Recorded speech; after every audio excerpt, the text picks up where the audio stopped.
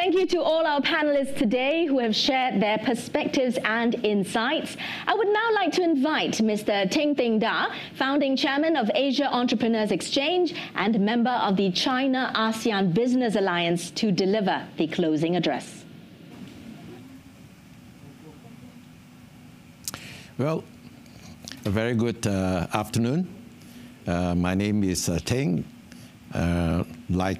What was being suggested this morning, that we should not straight away go into agenda, but rather we should talk about family, talk about friends, so that we will not be so stiff.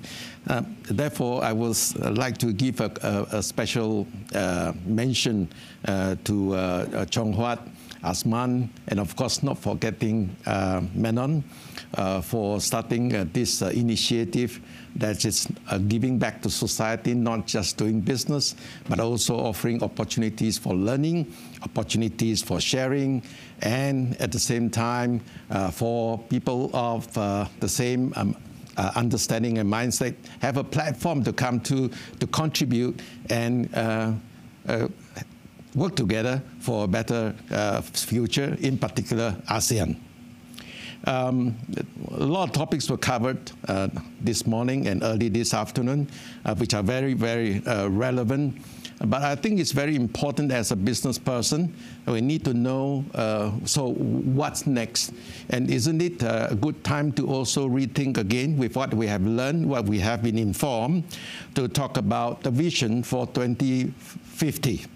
2050 is a magic number mentioned by many, as that will be the time that all of us will be facing big challenges if we don't act today. I'm not sure whether I'll be around by 2050, but I think it's very important for us to play a role to get ourselves ready and to offer a better future for the generations to come. I suspect, and I think all will agree, that that will be our common goal, regardless of whatever belief you may have or whatever philosophy you may have, because I think it is only right that we do our part to make sure that there is a better tomorrow for the generations to come. And based on that, I would suggest that there are 5 topics for us to think about as a take-home values, and to think through it, and so that we are able to act upon it, because just talk is not enough. There must be actions. I think for the Vision 2050 that we talk about, number 1, we must really keep reminding ourselves the importance of climate change. And the magic number is 1.5 degrees C. And that's the mad rush that is happening right now. And we have an interim target of 2030. I think there is a likelihood that we might miss it. And I think it's very important for business leaders, for the business community, to continue to voice out, to make sure that all efforts are being channeled in, to make sure that the climate change is being addressed, and make sure that we don't breach the 1.5 degrees C. Number 2 is talking about food security. When we, again, with 2050, you're talking about a population size of 10 billion. How are we going to feed the population? How are we going to make sure that the world has no hunger? And that is one very important aspect to think about. And through the efforts of business community and R&D, or joint efforts between the government, policymakers, and the industry, to come up with new technologies to address the food security challenges and issue, is something very, very important as well. And I'm very happy that, like all the other countries in ASEAN, Singapore is also pushing ahead with its own food security targets, and led by the Singapore Food Agency. I think this is one area they must look at. And with the climate change issue, it will impact on food supplies as well. The third thing that we just learned, as what is now developing or evolving in Europe, is the challenge of energy. And this is very important, because this will also impact on the environment we talk about. So how do we do the low carbon energy type of system, so that our economy growth is possible and yet sustainable? And as this morning I just learned that there are many, many ships of LNG waiting to deliver into Europe, and Europe is now facing an energy crisis. So this is not very good for all of us, and I think it's very important that we take this as a very important lesson to learn, and at the same time to seek a partnership to address the issue. And the next subject is digitalization. This digitalization is also very important for us. We know the urban population is going to increase to 70% over the years. And the more you urbanize, the more new challenges will come. And digitalization is a way to create a smart city that is sustainable and is also environment friendly. And more importantly, a good service to the residents as well. So you have industry and you have services digitalized and integrated for a sustainable green economy going ahead. And with COVID, we have the last topic, and that is public health. You can have all you have, but if you do not have a good public health system, I think I don't need to talk about it in full details.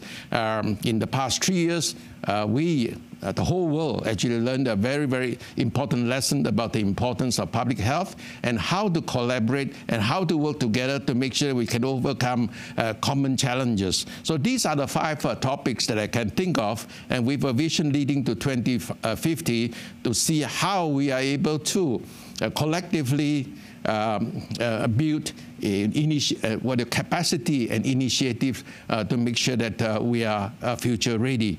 Earlier, I had a discussion with a colleague of mine, and we are talking about talk about the future to come. The interesting thing is that whatever that we have learned thus far, we most probably may not be able to manage the future because we do not know enough. No one have solid answers. So this morning, someone mentioned about the competition, talking about confrontation, and sometimes cooperation, the 3C. But I think I subscribe to the idea that was proposed by our guest of honor, who suggested that we would like to call for a collective collaboration to build communities and capabilities for us to build a better society going forward.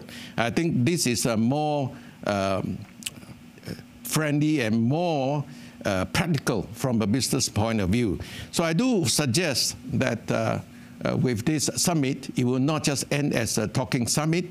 We will have follow-up actions, in particular with the 5 basic points that we talk about. Then this summit would have been a very meaningful and a very successful one. And I look forward to that, as I want to emphasize again the 2050 challenge and how to make sure that we do our job, play our role to make sure that we have a better tomorrow for the generations to come.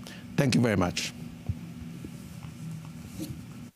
And that wraps up an exciting day of discussions with 4 different panels covering diverse topics. Panel 1, which I moderated, focused on the geopolitical environment that ASEAN is navigating through, how US-China tensions are impacting the region. Is ASEAN going to be forced to choose a side? Is ASEAN going through a crisis of disunity caused by geopolitical events? Russia-Ukraine war, the 2021 coup in Myanmar, tensions in the South China Sea as well. My panel of experts felt that ASEAN should stay the course, continue dialogue and cooperation, keeping the channels of communication open to reduce friction among members within the bloc. At the same time, staying neutral and not taking sides has, after all, reaped benefits for this region.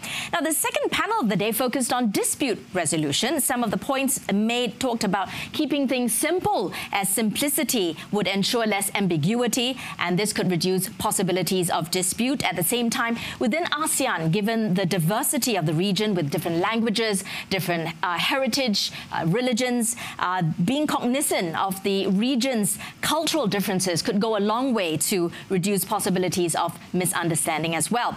The panel discussing technology was actually really interesting. The adoption of technology is moving at a good pace in Southeast Asia. ASEAN is in the right spot and trends are positive, but there was also also obviously a need to look at weaknesses as well. Now remember, ASEAN is really 10 separate markets, not functioning necessarily as a single market. So there are different regulations, different consumer appetites. But members of the panel were saying SMEs have good connectivity to the digital economy. They will have better access to help the markets become larger. ASEAN has loads of such promising startups, but it's still one cycle behind the US. There is still a lack of an ecosystem for such startups. And finally, not to be forgotten, of course, cybersecurity continues to be a main issue and must be addressed. Last but certainly not least, the green economy panel, but actually that's not 100% accurate description of that panel's title. This panel also discussed a sustainable blue economy, how companies can balance the bottom lines with sustainability, how to make something investable and sustainable as well. Energy security also on the top of the minds of these experts, how to meet the energy needs of countries and the use of hydrogen as an alternative energy source. Now, this year, we are happy to support APSN, a social service agency which provides services for individuals with mild intellectual disabilities. Guests at this event this year received bottles of cookies handmade by students of APSN. At the same time, the RHT CABA ASEAN Summit is proud to be a carbon-neutral event. We would appreciate if you could spare 5 minutes to provide your feedback via a form in the chat box. Please click on the link, fill up the form. 5 lucky respondents will receive a goodie bag. And this wraps up the 8th RHT CABA ASEAN Summit. We hope this day has provided you with valuable insights and good ideas for navigating the uncertain times ahead. Have a good evening.